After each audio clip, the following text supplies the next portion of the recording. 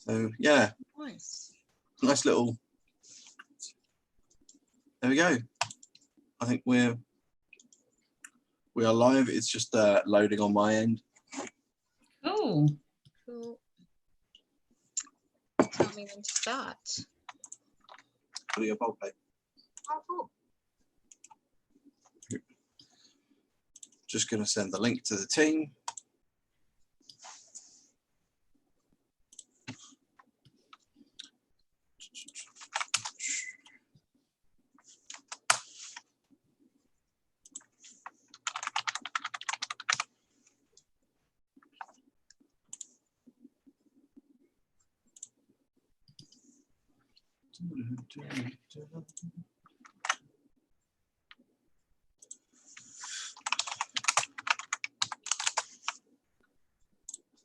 There we go. In the group, the team have the link, so thank you. We are ready. Cool. Well, hello, welcome to this session, part of WinchesterFest. We are talking about marketing for writers today. I'm Francesca Baker. I do lots of marketing, literature, artsy stuff. I'm joined by Helen from Literally PR, who are a communications and PR marketing house based in Kent, and they get writers and authors out there in the world. And Connor Sansby, who you'll know from Whiskey and Beards, just leads the poetry scene in Kent. So I guess the first thing that I would like to know is, should we be marketing ourselves as writers right now?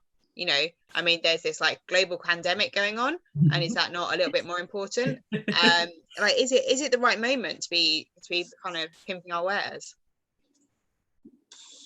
Connor, do you want to take that one and I'll chip in? Yeah, sure. So I think absolutely.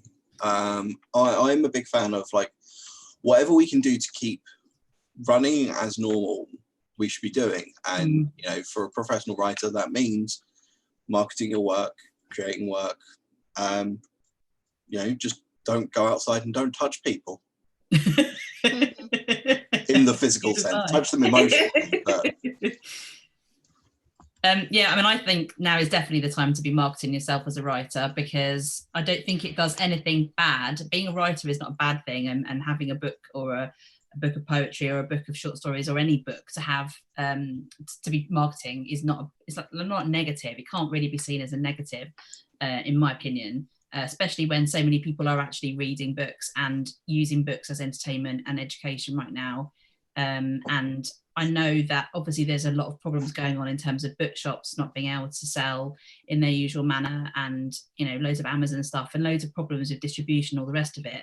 It kind of then makes it even more on the author to have to step up and do more work, because you know, you're gonna have to work harder to get heard now, because the industry is going through a really weird time. So it would be kind of a wrong idea really to step back, I think, when we should all be trying to help book sales, you know, so that the industry can keep going and be as resilient as it can be, so that when this does finish, we're all able to sort of not resume normality, because in a way I kind of hope we don't resume normality. I hope there's you know, some changes, nice. But it'd be good if we can sort of at least have seen that some books have still sold through independent bookshops online and smaller publishers, and you know, but it's not just all the big publishers that are kind of making all the noise. That would be really, I'd be really pleased if that happened. And I think we don't need to think that, oh, you know, it's just books, it's just art, that's not important, you know, I'm not saving lives, because you know, you're on the front line, but like these are still really difficult times for people, and it's really important that literature and the arts and culture offer you know, some kind of balm to that, I suppose, that it's still there for people. Yeah, completely agree. Yeah, I also think that there's a really interesting point that comes from what Helen was saying. You know, we talk about book sales, but that's not all an author does. You know, it's a great opportunity to launch workshops, to do readings.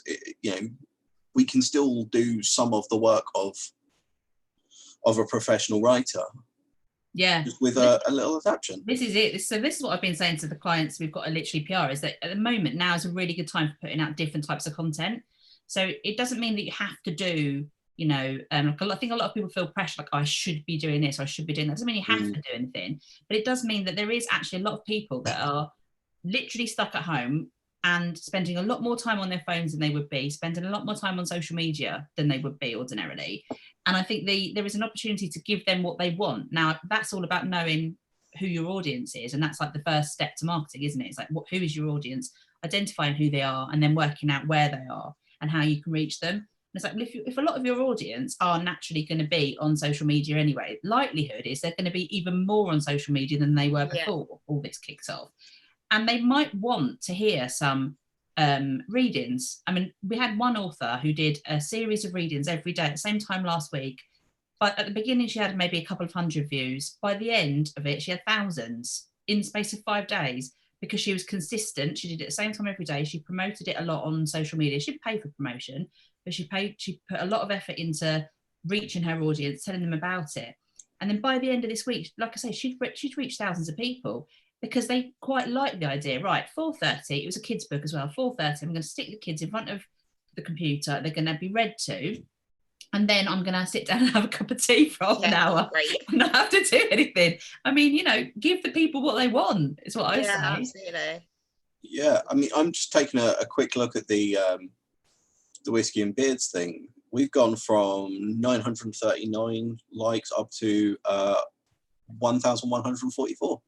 Yeah, exactly. Just doing something. I think that's it. It's getting on with it, because lots of people sort of struggle with social media and they know they should be on it, but they don't really know what to do. But I think it's really important that, like, sometimes we're told, you know, you should join Twitter and Facebook and Instagram and da. But actually, it's best just to pick one or two and do them properly. So if you're going to do Twitter, like, tweet once a day. If you're going to do Instagram, you know, a couple of times a week. If you're going to set up a YouTube channel, don't just leave one video on there sort of festering and getting dusty. You know, do something regular. I think that's one of the key things, is just commit, basically. Yeah, commit and be consistent. Yeah.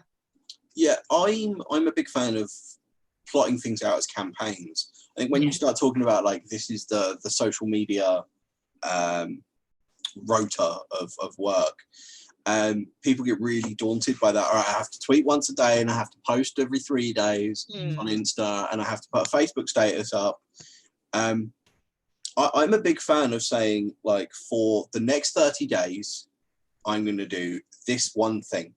Yeah. And building that. Because I think when you say that this is forever, it becomes really daunting, and it becomes, like, just hugely stressful. Yeah. Whereas to say, like, for 30 days, I'm going to post one tweet a day. Yeah. And then by that, it becomes habit, and, you know, you forget about it, and it just becomes a thing you do. Yeah, and then you find what you like, don't you? Because actually, if it doesn't become habit, then it's not right for you.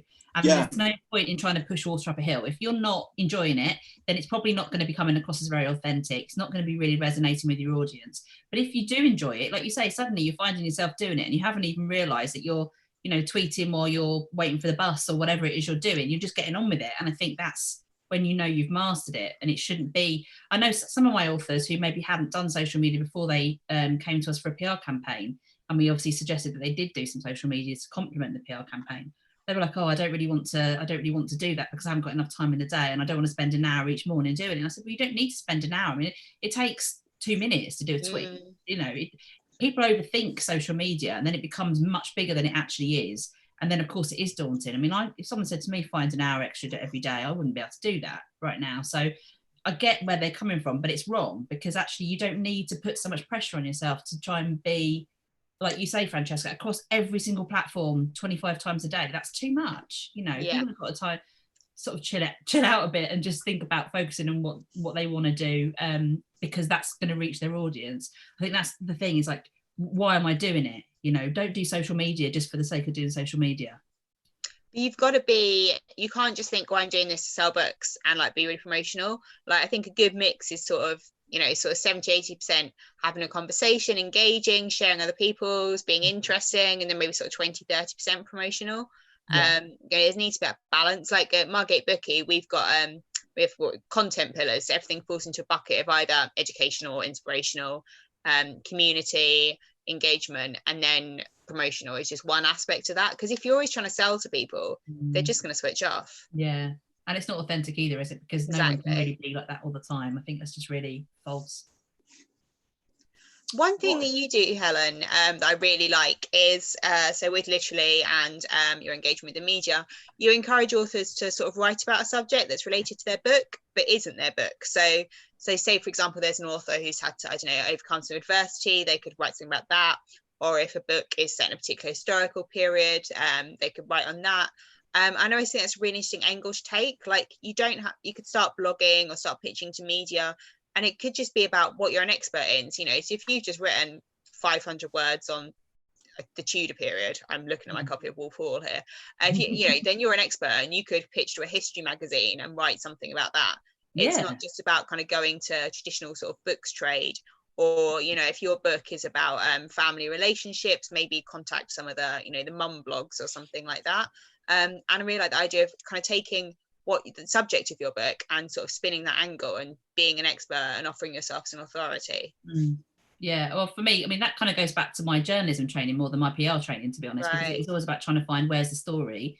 And so for me, I've never, and as much as I love books and I love everything that I do in terms of my job with books, what I do find is that just saying, oh, a new book's coming out is just really boring. And if I think it's boring, then everyone else must think it's boring. I mean, a lot of people still do ask for, oh, we want a book that's just about to come out, or we want a book that's out in 3 months' time. And, they're not too bothered about the story around it, to be honest. But I find that those sorts of magazines, you'd be lucky to get a little thumbnail picture of the book and, a tiny little blurb. Whereas the more impactful features that I think have a better chance of selling books and raising that author's profile are the ones that are more personable and more kind of where the author's been a bit more vulnerable. So they're sort of putting themselves out there a little bit on the limb. A lot of the authors that we work with, they don't realise they've even got a story until we start asking them the questions, and then they're like, oh yeah, I hadn't thought of it like that. I mean, it can't be too tenuous a link. Yes, definitely. But, I think it's a tricky balance to strike. You can't be like, look, your book's not interesting, mate. Like, we want the interesting stuff here. And I think I don't know if you find this, Connor, like the poets you work with, there are quite a lot of them sort of like, but my work should speak for itself. I don't want to be promoting it. I don't want to be, kind of sharing a bigger story. Yep, and when I hear that, I do not sign them. Really? My work should speak for itself. I don't want to like force it down people's throats. I don't want to have to like, it's just, if you've written a book that you genuinely believe in, that you think is a powerful bit of content, especially poetry, do you think it helps people? Do you think it explores a subject that needs exploring? Why wouldn't you commit to marketing it properly? Well, yeah, I think because I don't think you're taking it seriously as a business if you're not. No. And it's okay. It can be art and a business. Those two things they can coexist. Unless you don't want to sell it.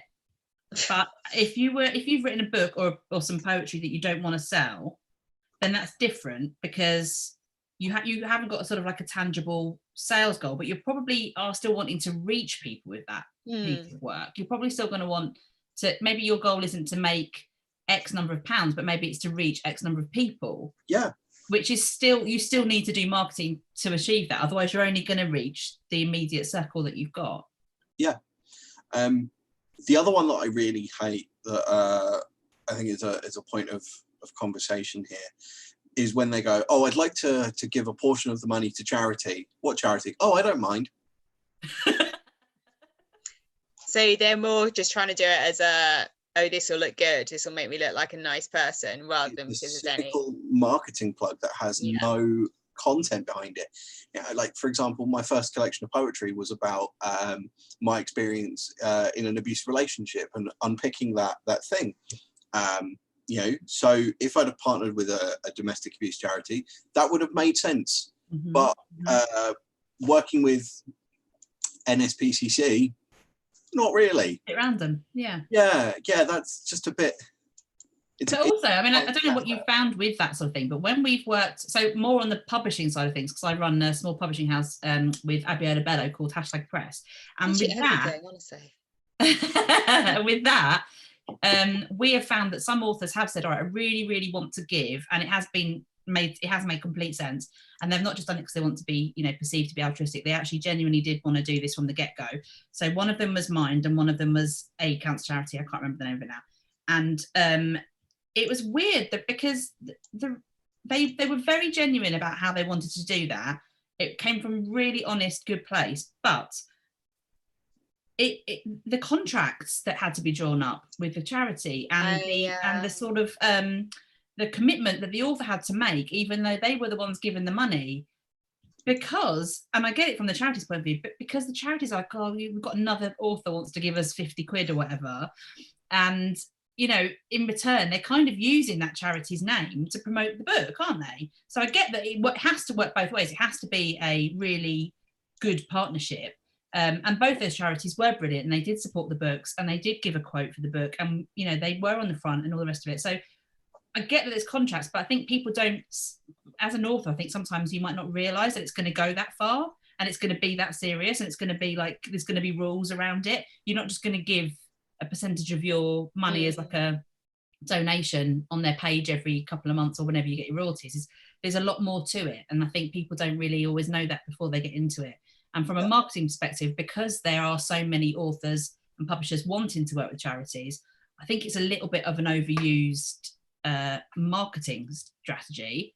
Obviously, it's a very good thing to do if you think you genuinely are going to make some money and be able to give them that money. That's brilliant. But like I say, there's a lot more to it, and I think people don't always know that before they get into it. Yeah, absolutely.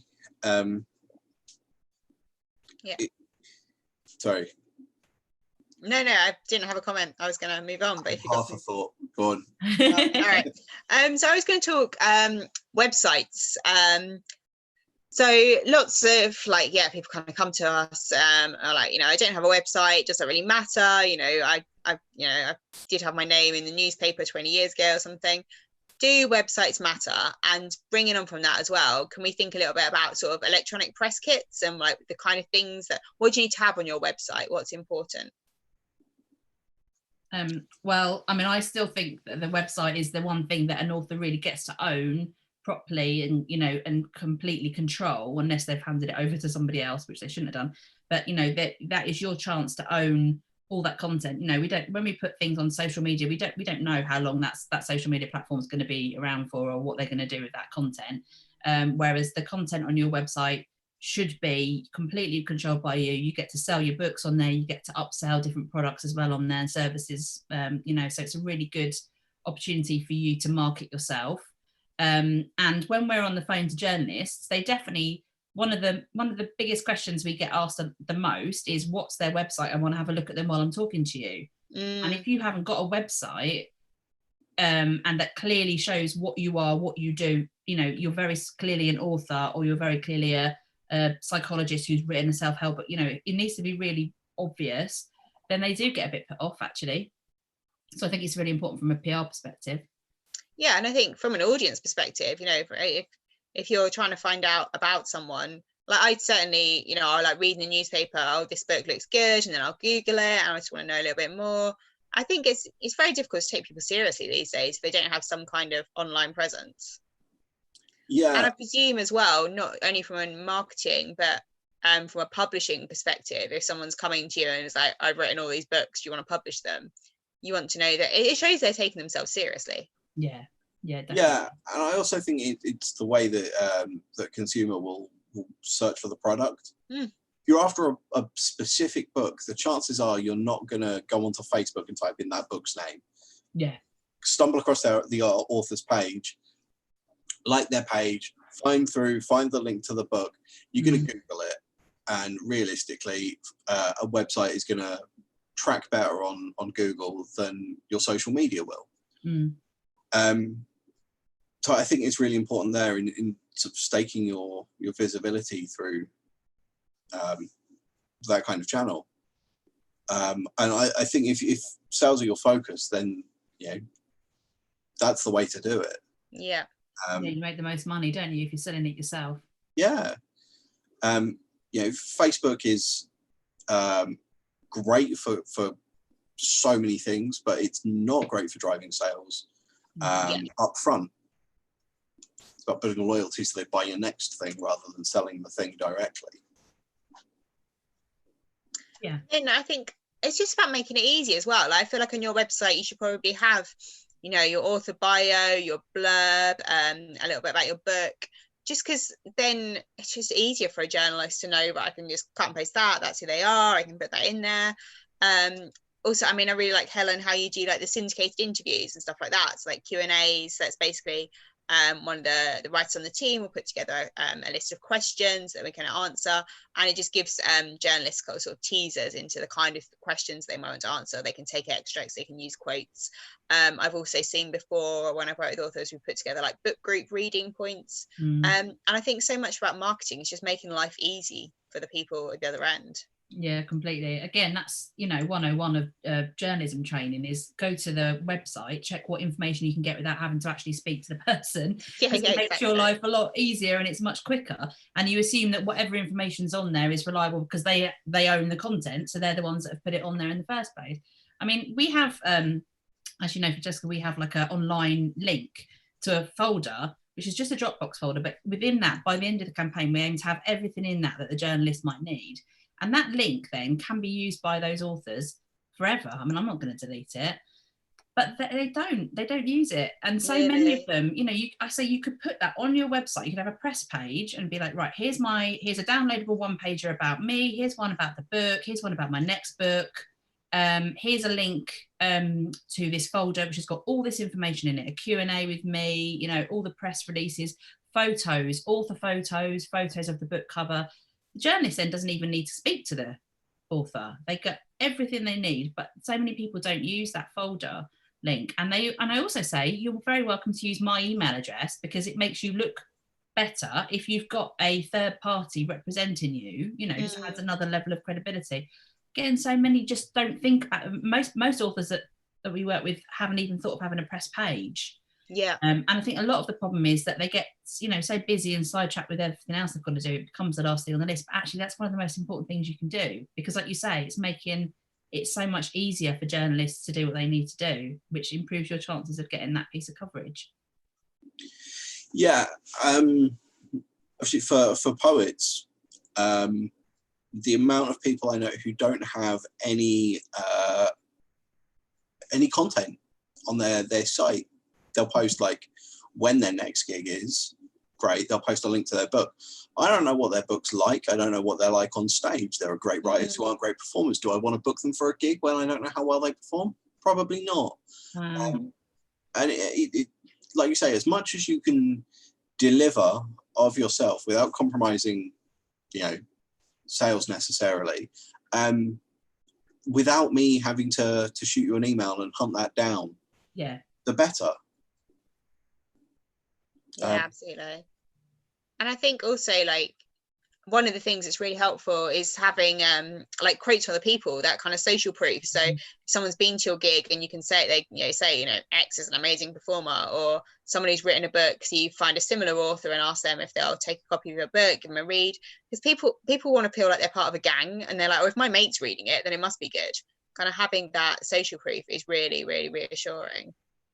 It's why reviews work so well for books, isn't it? Just generally as a marketing strategy, you can get professional reviews done where you pay somebody to, a professional reviewer to do a review in advance of the book coming out, and you use that in your marketing. You can get all your mates to review it and, try and get as many Amazon reviews as you can on, on the day it comes out, Goodreads, and then or other reviews like bloggers, blog tours, all that sort of stuff.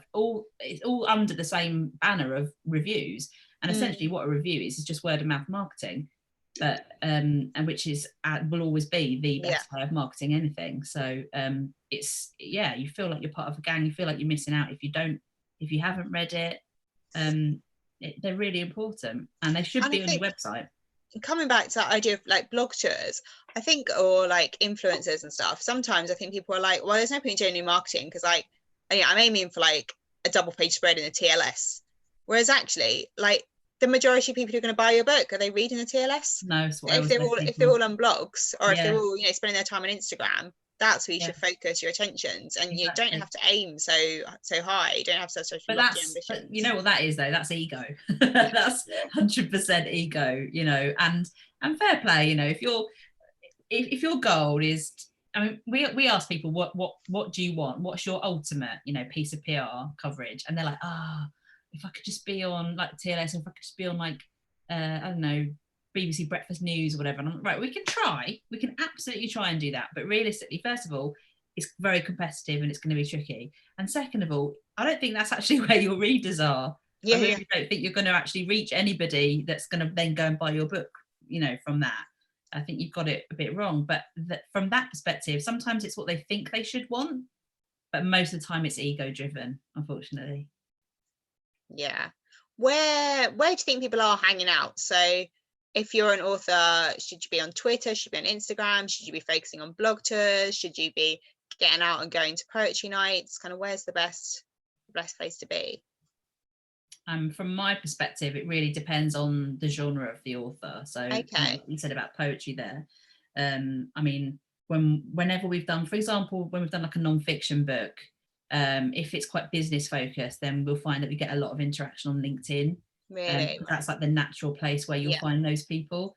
I feel like the publishing world, so to speak, is still very much on Twitter. Yeah. I feel like it is really. I don't feel like that's really changed a lot. It's a lot of Twitter conversations, and hashtags like "I'm writing community." They're all really strong on Twitter. And I mean, Bookstagram on Instagram works pretty well, but that's more sort of influencers. I would say like higher influencers, like over 10,000 people influencers, and it depends on, again, the genre. So it's much more about your sort of like your beauty, your lifestyle, or your sort of more novels that are more like romantic fiction or rom-com type things with a really obvious genre specific cover, and the influencer's been sent an amazing pack by the publisher. It's got like millions of things in that are really Instagrammable, and they're there taking the photo, and that's that works for that, but it's really by genre, I think. Really thinking about that. Yeah. But for you, Connor, is there anything that you found particularly helpful for the poets you've worked with, or? So a big mistake that I see a lot of people making is they'll put together the book and they'll book themselves like a 2-week stint of headline slots. You'll see them everywhere, and then nothing. Oh wow! Okay. So you've got to plan these things long term. It's, do you have books for your next open mic night? Do you have books for the future? Are you talking to bookshops to try and get in and do a reading by yourself, in which case you've got to market the event properly? It's not just about, I'm going to get on stage, I'm going to read from my book, but I'm not going to have any copies on me. I'm just going to tell people they can get it off the website, and that'll be enough. And there are so many people that I've been in the initial conversations of like publishing, and then they're like, yeah, this is my marketing plan, and I'm like, this isn't a marketing plan, this is step one in a marketing plan. Are you going to get the book out to some websites? Are you going to send it off for review? And there's great resources, especially locally. You've got places like Thanet Writers who review content. They'll shoot videos of poets performing for free. Like, it's out there. Yeah.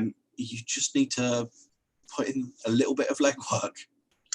Yeah, I've worked with authors who are like, oh, what? I have to send out a book for free to a journalist. I'm like, well, you can't really ask them to pay for it and then review it. Like, they're actually, they're going to be helping you here. Yeah, at least send them a PDF. Exactly. Yeah. Yeah, that's the least you can do, isn't it? I mean, this is what I mean, though. People, it's a transaction. Yes, of course, the journalist or blog or whatever is getting paid in some way, whether it's a salary, whether it's advertising, whatever it is, they're getting paid. But why would they choose your book over someone else's? So when we did set up a blog tour, we come up with a list of all the reasons why they should choose our book, not the 25 others that they would have been sent that day. And we try and give them loads of content that's pre-prepared that would fit with their website, and we actually tailor each email to each website, so it's not just a blanket email going out to 100 bloggers and hoping for the best. I mean, I sat down yesterday and did about 2 hours worth of blogger outreach, and I went to every single website and just double checked that they were still doing what we thought they were doing, and really made sure that we were saying hello to the right person who runs it, and all these little things that make such a difference. And it does take a lot of time, and I think that's why people don't see past step one of the marketing plan, because it's like, oh my god, that's too much work. It is a lot of work. I mean, it just is, isn't it? And people say, oh, I've written the book now, so I shouldn't have to do anything else. And it's like, well, no, that's not really that. It's only just starting, really. Your journey now is beginning, and there's a lot more you can be doing. And we find that a lot of the people that spend money on PR and marketing with us, unfortunately, when it stops, when the campaign stops, so does their sort of energy and enthusiasm. And I find that quite soul destroying, actually, because we've put so much into something, and we've seen that it's going like that, and then of course as soon as you stop, it just really quickly falls down. And actually, if they could have done some of the things that we suggested, so we try not to just leave them and go, right, see you later. We kind of say, right, maybe you could try this, or maybe you could try that, all stuff that they can do, not we can do. But they don't do it. And I wonder if a lot of that is because it's hard work, but also because they're moving on mentally, they're moving on to the next book or the next project, and they see them as separate. They don't see them as part of their whole author career. They see brand, there's that book, and then there's that book. Yeah. And I'll do a campaign for that book, and I'll do a campaign for that book. Whereas if they kind of kept it going in between, it's going to keep going like that. So by the time they launch that next book, it's going to be to a bigger audience. But there's a disconnect. Yeah.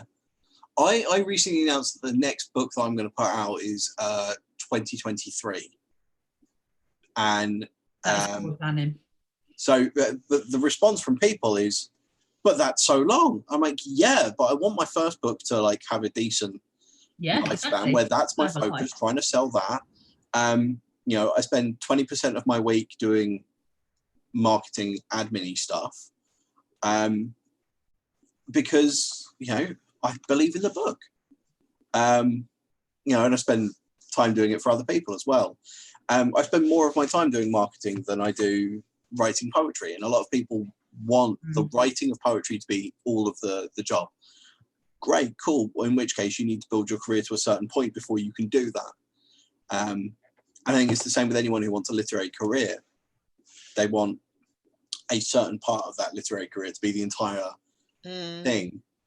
When I left marketing as a full-time gig, I said I'd never wanted to do it again. And then within 2 years, I'd started a publishing company and realised I'm back in marketing, aren't I? Yeah. Back in marketing. Just when I thought I got out, they pulled me back in. The thing you is, had 2 years off. It is such a crucial part. And everyone's like, oh, like marketing and advertising, PR is so kind of airy-fairy and so important. But actually, it's crucial to getting your voice out there. It is just a necessary part, I think, of anything that you're doing. And like you say, Connor, it comes into all sorts of aspects. So when you're up on stage, you are marketing yourself. When you're handing out books, you are marketing yourself. It's there are so many different elements of it that we just don't always realise. When do you think is the right time to get someone like Helen in, like to go from just doing a bit of social media yourself to getting in some professional support? Well, go on, Connor. I'm interested in your opinion on that. When would I get Helen in? Providing I had budget on hand about 2 months before I released the book. Okay, interesting. I'd have started doing work myself, but I'd want to get into a more intense period, build a bit of buzz, get a bit of a lead in, launch the book, and then roll through on a nice high wave and keep that going.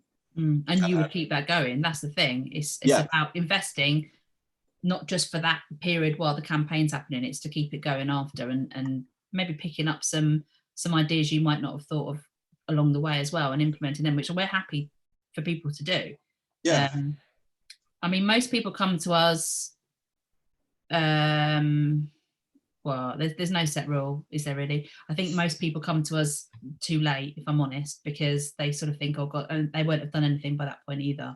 And also people don't realise like how long the lead times are in magazines. Like if something's publishing in September, they're doing it now. Yeah, exactly. And I think also there's that I get it, because from their perspective, for example, we work with lots of traditionally published authors, and they are very kept out of the loop at that final stage, because they've done the editing with their editor, and then it kind of goes back to them, doesn't it, for quite a long time, and potentially for a really long time if they've put the book back, as a lot of them are doing at the moment.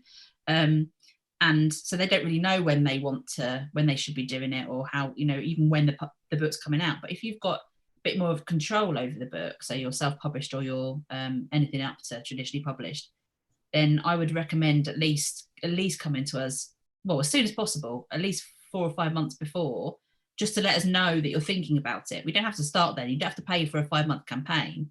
But if you let us know this book's coming, then we can start thinking realistically, do we think it's a good idea to take maybe 2 weeks out of that smaller campaign and start it and try and get some of those long leads, then have a bit of a break and then ramp it up again, because that's also possible. It doesn't have to be that you have a campaign that runs for 6 weeks and it's all intense in those 6 week period. We are quite flexible around timings. But the other thing is that sometimes we've started on a book campaign where they thought the book was going to be ready and then it wasn't, and so we kind of got to that point where we're like, oh, we've got all this interest, we've got all these people waiting, and then the book just wasn't there to send anyone, and the deadlines passed, and it was all a bit meh. So it is really difficult to know when it's best. I mean, it's best when there's definitely a publication date, there's definitely a cover, there's definitely a price, there's the kind of basics that you do need to have. What about in terms of where you are in your career? Do you have can anyone sort of starting out get this kind of PR support in, or is it best if you kind of do it yourself, or it's best if you're kind of a few books in? Is there a part of your career trajectory that is the right time to start engaging with the professionals? I think it depends on what you want from your career. So so I'm thinking about Tony Ortega here, and so he's a clinical psychologist. He self-published his first book in 2018. He came to us about 6 months before the book was going to come out because he had complete control over it, and he knew he wanted to use that book as a way of getting a traditional publishing deal for his next one. So he basically decided to invest in PR and marketing to kind of build up his name as an author, and we threw a lot at it. He launched the book at London Book Fair, where he was on a panel. It wasn't even on a panel. He ran his own seminar about LGBT writing and writing for an LGBT audience. We had Glamour, Cosmopolitan, Marie Claire turn up because they were also looking at how they could get more LGBT stories in their magazine. So it was just everything worked so well. And because he came so soon, so far ahead of the publication date, we had loads of time to plan stuff like that and book in the seminar at London Book Fair and stuff. Don't get me wrong, he spent a fair bit of money on it, but it worked because the second book has been traditionally published, and he has now achieved what he really wanted to. And he gets regularly asked to comment in the newspapers and magazines. So it's working. It's worked really, really well for him because he really thought it through, and he had a much longer term goal. It wasn't just about, I want to launch this book and let's just see what happens. He's got a very clear plan for his author career. And it was the books being part of his author brand rather than the individual books themselves kind of standing up stuff. Yeah, exactly that. So it's all about him, his brand, his brand as an author, his brand as an expert, he's the brand, and then the books are underneath it, and then he's got a podcast, and he does, and he's obviously got his practice, so he's got lots of different things that all benefit. It's not just the book, but obviously we use the book launching as the thing to talk about and kind of build a buzz around. Yeah, I agree. They need to be part of a strategy in terms of a career. I know a lot of poets who get the idea that they should rush to the first book, get that first book out, sell that. They'll sell hundreds of copies, and then they'll be able to take their time on the second book. And that difficult second book, yeah. Oh yes. Really, the first book should be much, much harder, because that's your focus. I would say the right time for a poet to start contacting a PR agency is about 5 years into their career. Is that just because you know what the money is like for poets? The money is terrible. So I'm assuming that the poet will do 3 years of writing loosely. They'll start discovering that they have a theme emerging, and they'll start realizing this is what I want to be writing about. Then they'll have like another year where they're like, I think this is what the book's going to be. Out of what I've got already, they'll start honing that. It'll become a proper focus. They'll probably pull back from performing a bit so they can edit that work. And then they will write an Arts Council bid, and they will cover the infrastructural and professional development costs of putting out a book. So they will find themselves a nice bit of money to pay for PR, probably their website, a year before, like, actually coming out. Yeah. And I mean, that's really interesting. Yeah, isn't it? And it was quite a long time. 5 years sounds like a long time. But I wonder but it also shows they're like properly invested in their career. Like this is what they that's what I was thinking. I'd be taking them a lot more seriously than someone who said, "Oh, I've just written this book," and I say, "Right, or how long have you been a poet? How long have you been writing?" "Oh, a couple of months." You know, I'd be like, yeah, exactly. Yeah, cool. I mean, I'm talking to people who are looking to put out the book in 2 years' time. You know, I've been engaged in how do we get that book where we want it to be in 2 years' time. You know, and there's not even like a single document of this is what I think the book is going to be. I mean, you know, 5 years sounds like a really long time. I've been in this for 8 years. One of my writers has been in for 12 years before I think we put out their first book. Because, you know, you want the book to be good. It shouldn't. But this is it, isn't it? I think you're kind of going. I always say this to people, like you're going on your own quite high, as they should be, in my opinion, standards. But there's so many people that don't, because they think that. I mean, we get a lot of authors, not poets. I've got to say the poetry people we've ever worked with have been have had a longer career. Much longer. We work with lots of authors that kind of go, yeah, well, I just feel like I need to get this book done really quickly, because then it's going to open up the doors for me, and it's going to provide all the stuff that I need to happen next. And they've been peddled this marketing message, basically, that a book opens doors for people. It does, or it can. Yeah. But certainly there's other factors involved. I think there is a lot of rush, especially around like entrepreneurs and business people. There's a lot of kind of this sort of pressure almost, you know, write a book in 6 weeks and get it out there quick, and then all of a sudden loads of stuff's going to happen. That's a lot of, we end up having to then pick up a lot of that sort of emotional distress, really, when they realise that they're not getting all the things that they thought they were going to get, and they were told this will be brilliant for BBC, and why is it not on BBC? And you know, there's a lot of disappointment around it, because they've been peddled this message of do this 6-week course, get your book out, and all your prayers will be answered. Yeah, it's having the book as the goal rather than having the career as the goal. Which is a perpetual problem. It's the bane of my life. The poets think that in order to be successful, they have to have a book out there, and that's the mark of success. Cool. So I think we're sort of coming to the end now. I suppose so if you got one piece of advice for people doing their marketing right now, mine would be go on Twitter and find hashtags that you're interested in and start like following them. So if you're interested in, you know, writing community, follow that. If you're interested in self-help, follow those, and see if you can find, there's quite often like conversations like publisher chat or like self-help chat or something like that, and get involved in those. I think they're really helpful. Not necessarily you're going to start selling your books to all those people, but you'll start engaging in a conversation and becoming sort of known for having an opinion, and just being a bit more active. And you might meet somebody there that's going to be able to help you in some way. Exactly. Mine would be that right now everything obviously is online. So if you're completely used to everything being not online, then you need to adjust pretty quickly and have a look at how you can adjust. So what content could you be offering online? What could you be doing online that you weren't doing before? And look at what I think a really good way of working it out is look at sort of events companies, you know, like proper events companies that do events physical events and look at what they've done to move stuff online.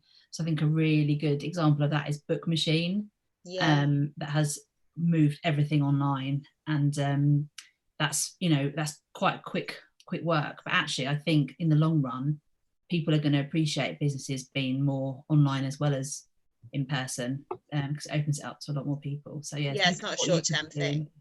Yeah, exactly. If you invest now into moving something that you used to do physically in person online, you can still do both when this all passes, but so it will be a benefit to you. But I would look at what you can offer online and what sort of content you think would be good for your audience. Get going and do it. I would say plan the next 30 days of your social media. Yes. I know you haven't planned your social media. Once you've planned it, once you've scheduled it, you can relax a little. And once you've done a 30-day plan, then do a 90-day plan, and then see how that rolls. Yeah. Good advice. Cool. Well, thank you for joining me this lunchtime. That was a great chat. Do you want to just give yourself a quick plug? So, Helen, where can people find you? So I'm www.literallypr.com. I'm also at the Author School, and I'm also at #press, and I'm on Twitter at literallypr. Brilliant. Connor, everyone knows you, but go on, do it anyway. For my publishing, whiskeyandbeards.co.uk, Whiskey and Beards at Facebook, Whiskey Beards, Whiskey and Beards through various social medias. I was not consistent when I started out, but I was also for buying my brain, connorsansby.co.uk or connorsansby-word stuff on Facebook. I'm Francesca Baker, and I am And So She Thinks everywhere. Just have a bit of a Google and you'll find me. Cool. Thank you very much, guys. Thanks, Francesca. Nice to meet you, Connor. Nice to meet you. Bye. See you guys. Bye.